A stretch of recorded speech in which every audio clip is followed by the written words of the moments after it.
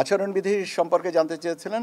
গতকাল আচরণবিধিটা আমরা প্রার্থী এবং রাজনৈতিক দলের যে আচরণবিধি আসন্ন নির্বাচন সম্পর্কে এটা জানতে চেয়েছিলেন। আপনারা জানতে চেয়েছিলেন যে আচরণবিধিতে কী জায়গায় পরিবর্তন আনা হয়েছে এবং তার মধ্যে আপনার একটা বিষয় আপনারা জানতে চেয়েছিলেন পার্টিকুলারলি যে 3টা মাইক্রোফোন অ্যালাউ করার অ্যাম্প্লিফায়ার অ্যালাউ করার ব্যাপারে। এটা আসলে আগে ছিল, অতীতেও ছিল।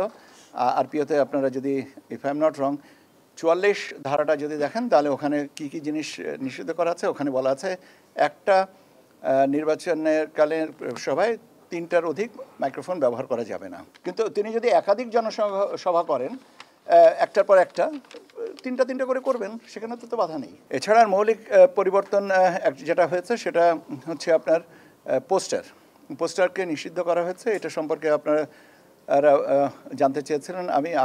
আমরা আগেও বলেছি যে এটা পোস্টারটা এবার নিষিদ্ধ করা হয়েছে। প্লাস্টিক জাতীয় যে কোনো বিষয়, যে কোনো জিনিস ব্যবহার করা যাবে না। ফেস্টুন করা যাবে, লিফলেট করা যাবে, তার একটা আকার আকৃতি দেওয়া আছে। আপনার প্লিজ ডোন্ট আস্ক মি যে সাইজটা কত, আমি মনে বলতে পারবো না। এটা আছে, আপনারা একটু দয়া করে আচরণবিধিতে দেখে নিন। যে কথা ইলেকট্রনিক আপনার যে ডিজিটাল ডিসপ্লে বোর্ড এটাও ব্যবহার করা যাবে।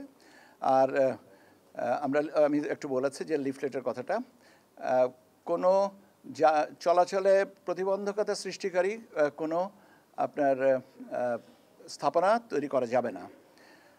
আর এখানে আরেকটা নতুন সংযোজন হয়েছে যে প্রার্থী এবং রাজনৈতিক দলের আপনার একটা হলফনামা যে আচরণবিধি এবং প্রাসঙ্গিক আইন কানুন মেনে চলব, এরকম একটা। এটা যদি প্রার্থী রাজনৈতিক দলের সমর্থন নিয়ে প্রতিদ্বন্দ্বিতা করেন, সেক্ষেত্রে প্রার্থী এবং রাজনৈতিক দল দুজনেই আপনার এই অঙ্গীকারনামায় স্বাক্ষর করবেন বা অঙ্গীকারনামা দিবেন। আর যদি স্বতন্ত্র প্রার্থী হন তাহলে সেক্ষেত্রে তিনি এককভাবেই এটা দিবেন। এই হচ্ছে মোটামুটিভাবে ব্রড ফ্রেম অফ রেফারেন্সে আচরণবিধি।